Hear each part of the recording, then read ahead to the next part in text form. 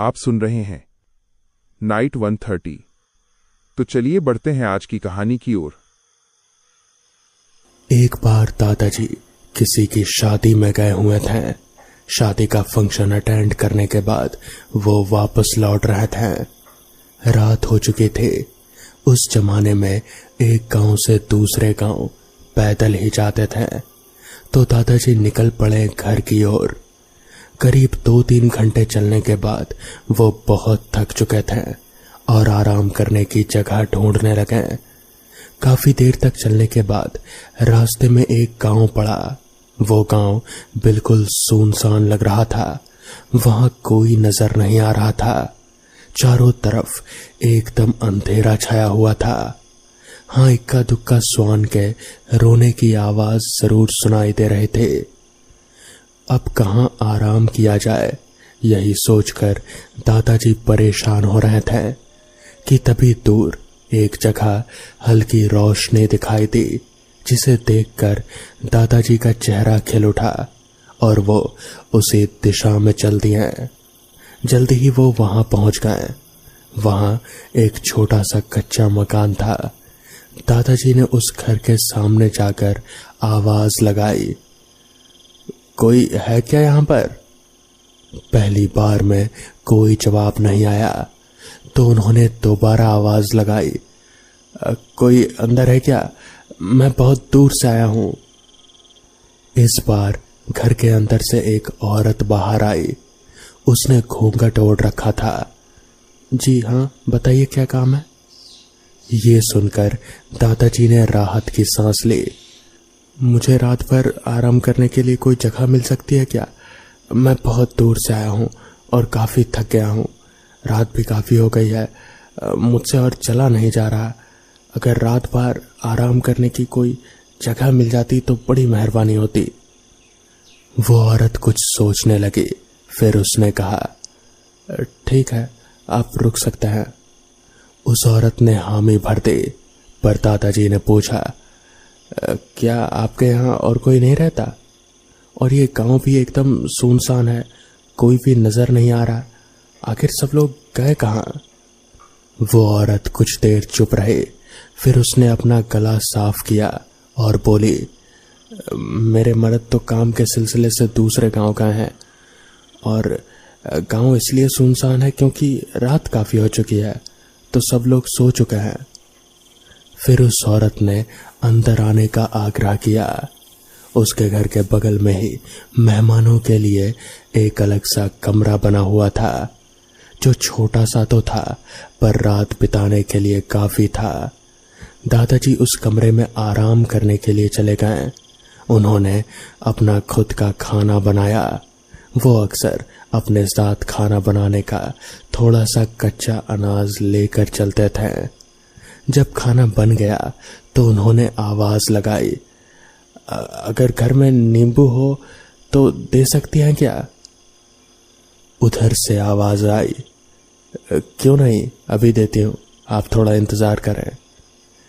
दादाजी के कमरे के सामने ही नींबू का पेड़ था। अचानक से दादाजी की नजर खिड़की के बाहर गई तो उनके होश उड़ गए, क्योंकि उन्होंने जो नजारा देखा, अगर कोई कमजोर दिल वाला होता तो वहीं मर जाता। उस औरत ने अपने कमरे से ही हाथ बढ़ाना शुरू किया। उसका हाथ लंबा होता जा रहा था और उसने कमरे के अंदर से बैठे बैठे ही वो नींबू तोड़ लिया और वापस उसका हाथ छोटा होने लगा। दादाजी ये नजारा देखकर समझ गए कि वो गलत जगह आ गए हैं। दादाजी भगवान से प्रार्थना करने लगे। उन्होंने चुपचाप अपना सामान समेटा और वहां से निकल गए। उन्होंने पलट कर भी नहीं देखा। वो रात भर चलते रहे और सुबह वो एक दूसरे गांव पहुंच गए। वहां कुछ लोग अपने खेत में काम कर रहे थे।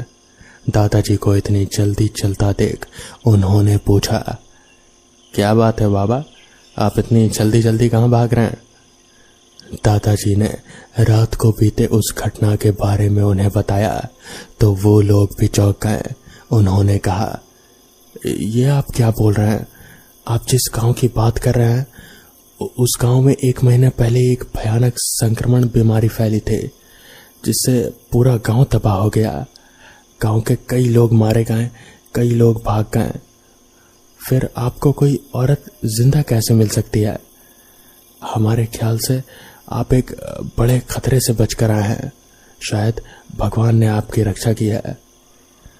दादाजी भी अब समझ चुके थे कि वो किससे मिलकर आए हैं, और उस रात के बारे में सोचकर ही उनके शरीर में एक कंपकपी सी दौड़ गई। तो दोस्तों, ये थी आज की पहली कहानी। तो चलिए बढ़ते हैं आज की दूसरी कहानी की ओर।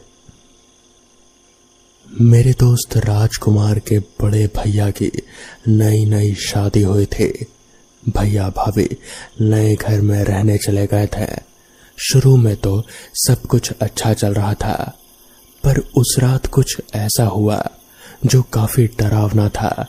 भैया जब नाइट शिफ्ट करके वापस आए तो घर अंदर से बंद था। काफी देर तक दरवाजा खटखटाने के बाद भी दरवाजा नहीं खुला। तो आखिरकार भैया ने दरवाजा तोड़ दिया। अंदर जाकर देखा तो भाभी अचेत अवस्था में नीचे पड़ी थी। जब भैया ने उन्हें छुआ तो भाभी का शरीर आग की तरह तप रहा था। भैया तुरंत उन्हें अस्पताल ले गए। वहां काफी देर बाद उन्हें होश आया। उनको पुराने वाले घर में ले जाया गया, पर कुछ दिनों तक भाभी ने किसी से बात नहीं की, बस खोई खोई सी रहती थी। बहुत से डॉक्टरों को दिखाने के बाद उनकी हालत में कुछ सुधार तो आई। तो एक दिन भैया ने पूछ लिया कि आखिर उस रात को क्या हुआ था। भाभी ने पूरी बात बताई तो भैया ने उनकी बात का यकीन नहीं किया और सोचा कि शायद उस रात बुखार सिर पर चढ़ जाने की वजह से उन्हें ये धोखा हुआ होगा। इस वजह से आराम करने के लिए भाभी को मायके ही छोड़ आए। उस दिन के हादसे के बाद से भैया अपने पुराने घर पर ही रह रहे थे, पर वहां सोने और रहने में बहुत परेशानी होती थी। इसलिए भैया ने तय किया कि वो नए घर में ही रहेंगे। इसलिए घर वालों से इजाजत लेकर वापस नए घर में आ गए। दादा दादी ने उन्हें बहुत मना किया, पर भैया ने जिद कर ली थी तो सभी ने इजाजत दे दी। भैया नए घर में रहने लगे। अभी कुछ दिन उनकी नाइट शिफ्ट ही थी, तो उन्हें वहां रहने में कोई परेशानी नहीं हुई। पर कुछ दिनों बाद उनकी ड्यूटी डे शिफ्ट हो गई। अब भैया सुबह 10 बजे जाते और शाम 6 बजे तक लौट कर आ जाते हैं। कुछ दिन तो अच्छे से कट गए। भैया को भी यकीन हो गया कि भाभी को वहम ही हुआ होगा, वरना इतने दिनों से उन्हें यहाँ कुछ क्यों नहीं दिखाई दिया। पर शायद उन्हें अंदाजा नहीं था कि क्या होने वाला है।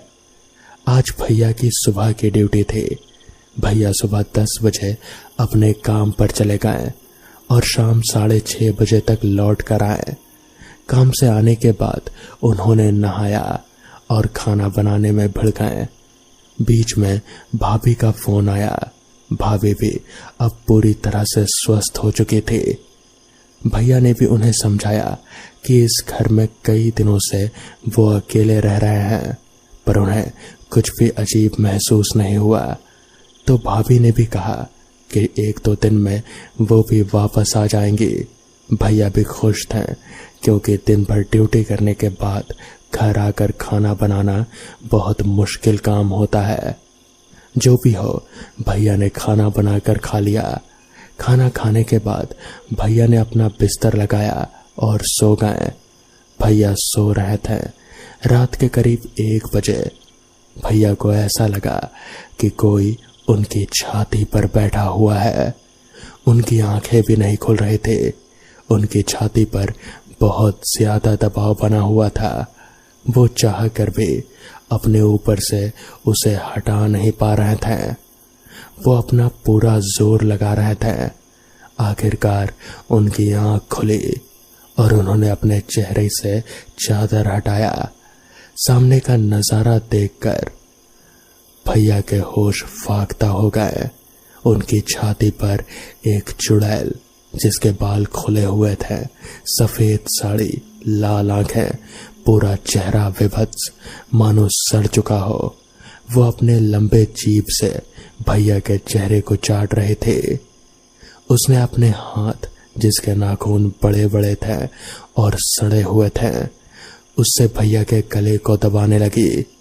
भैया की सांसें रुकने लगी, मानो मौत उनसे कुछ ही दूरी पर हो। पर भैया ने आखिरी बार अपनी पूरी ताकत इकट्ठा की और भगवान का नाम लेकर उस चुड़ैल को जोरदार धक्का दिया। इस बार वो दूर जा गिरी और हवा में कहीं गायब हो गई। रात भर भैया नहीं सोए। सुबह होते ही उन्होंने अपना सामान समेटा और उस घर को अलविदा कर दिया।